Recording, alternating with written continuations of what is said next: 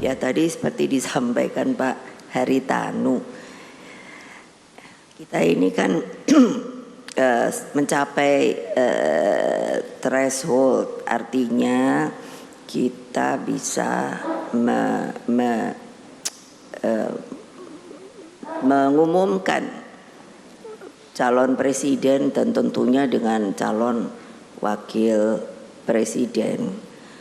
Nah, dulu saja waktu 2 kali, yang 2 kali Pak Jokowi saja kan kita ini, saya orangnya itu, saya tadi bilang pada Pak Haritanu, Pak nanti kalau kita ngobrol-ngobrol maaf ya, saya ini orangnya yang namanya tuh fokus, jadi seringkali yaitu saya minta maafnya lugas, jak gitu.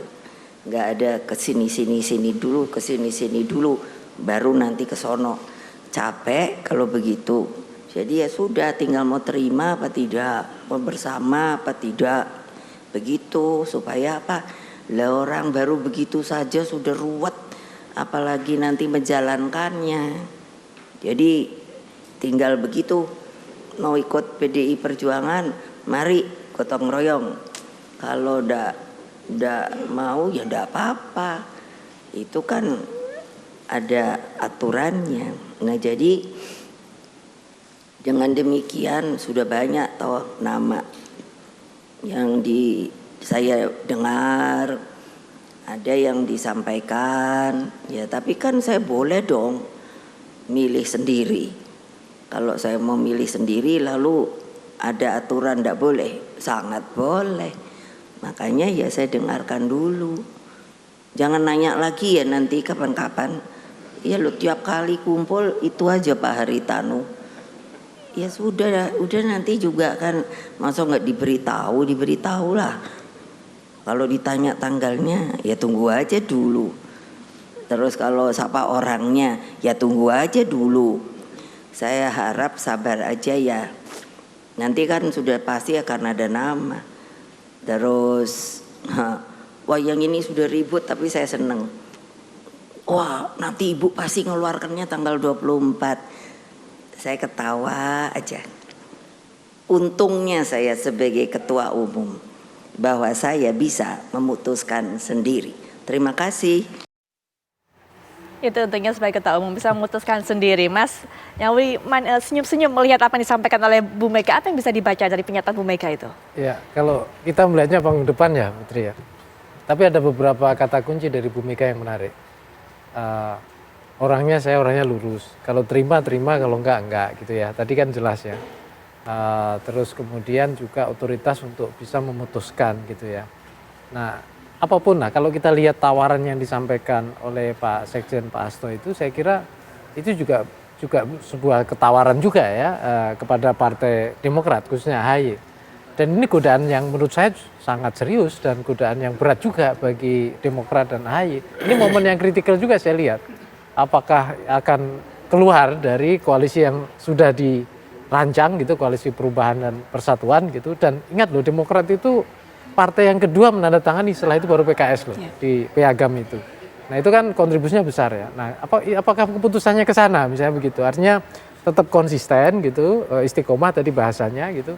Atau misalnya mengalihkan alur koalisinya ke PDIP. Tetapi kalau di sana pun saya kira juga tentu ada tantangan tersendiri Putri. Karena kan juga ada partai-partai yang sudah banyak digandeng oleh PDIP. Sebelumnya pertama misalnya P3 kan gitu. Kemarin misalnya ada Perindo juga dan yang lain juga, ada Nura juga. Dan pertanyaannya adalah ketika bergabung ke koalisi PDIP, apakah tiket cawapres itu bisa didapatkan apa tidak? Kita harus ngomong jangka pendek, walaupun tadi disebutkan jangka panjang ya.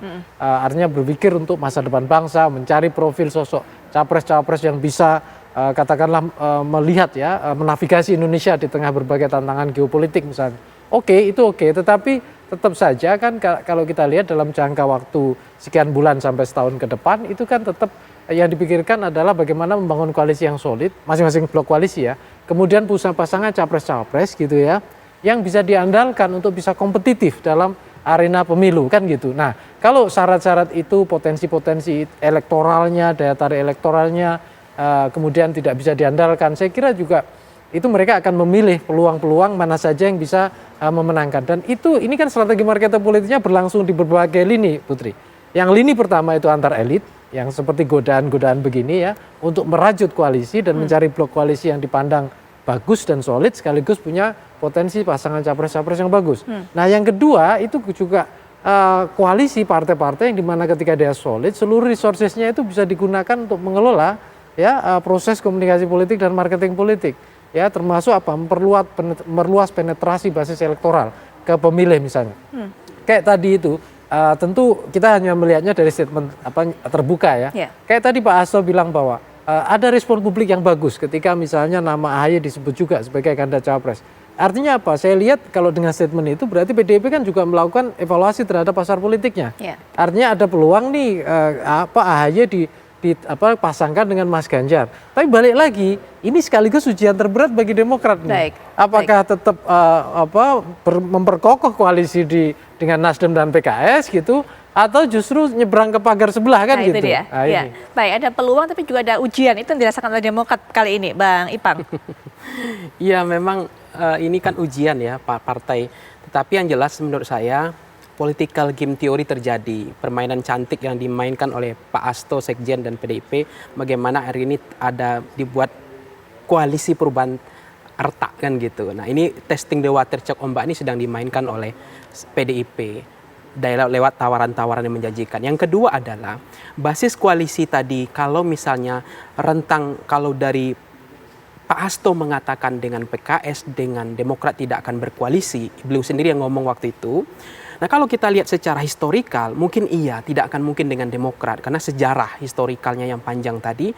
Nah kalau dengan PKS adalah blok rentang ideologis yang begitu panjang, jadi menarik garis embarkasi antara blok nasionalis kanan PDIP dengan blok kiri PDIP, kemudian nasionalis kanan PKS, modernis progresif. Jadi nggak akan mungkin kita berkoalisi dengan dua partai.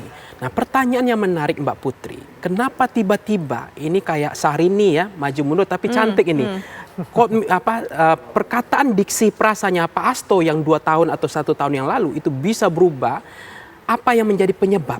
Apakah betul hanya upaya untuk ini dilakukan demi bukan soal historikal atau karena blok ideologis, atau bukan hanya koalisi karena istilahnya official seeking, hanya soal jabatan presiden atau wakil presiden, tapi lebih daripada itu adalah bagaimana Anies tidak masuk ke gelanggang politik pertarungan, supaya lapangan betul-betul bersih, hanya pertarungan ada pada Ibu Mega dan Jokowi. Artinya gelanggang ini diselesaikan. Berarti ketika ini saya katakan Anies itu kalau misalnya dia bisa memenangkan hati rakyat, bisa memenangkan pikir rakyat, bisa memenangkan pemilu sama dengan Pak Prabowo atau Mas Ganjar.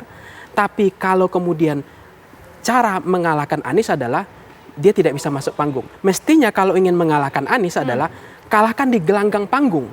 Itu demokrasi yang egaliter, yang berkelas.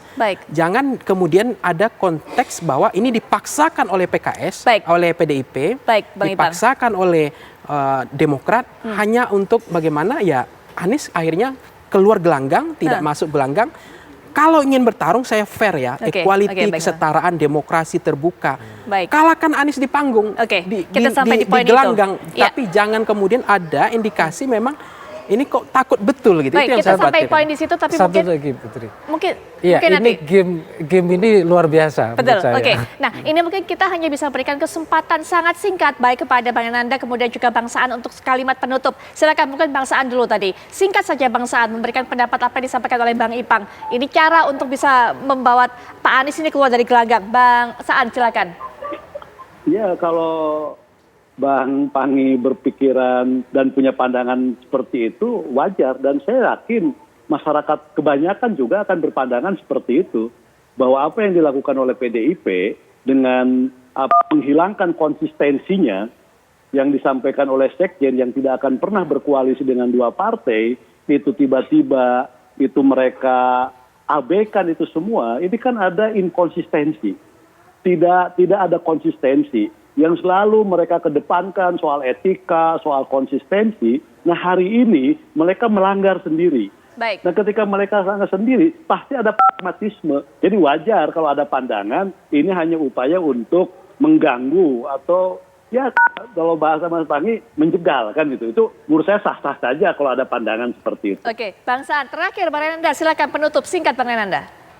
Ya baik, yang pertama ya Putri, kami bersyukur bahwa adanya nama cawapres AHY ini baik dari survei-survei dan kemudian juga diakui oleh Mbak Puan, itu buktikan bahwa ketum kami ini tidak seperti yang disampaikan atau di framing oleh banyak orang selama ini, terlalu muda, tidak punya pengalaman. Jelas dengan kapabilitasnya dia, dengan gelar masternya, doktor sebentar lagi, penugasan di Aceh dan kemudian di Libanon dan lain-lain, membuktikan bahwa Mas Ahy ini sudah berubah, mentransformasi menjadi politisi yang matang, yang ulung.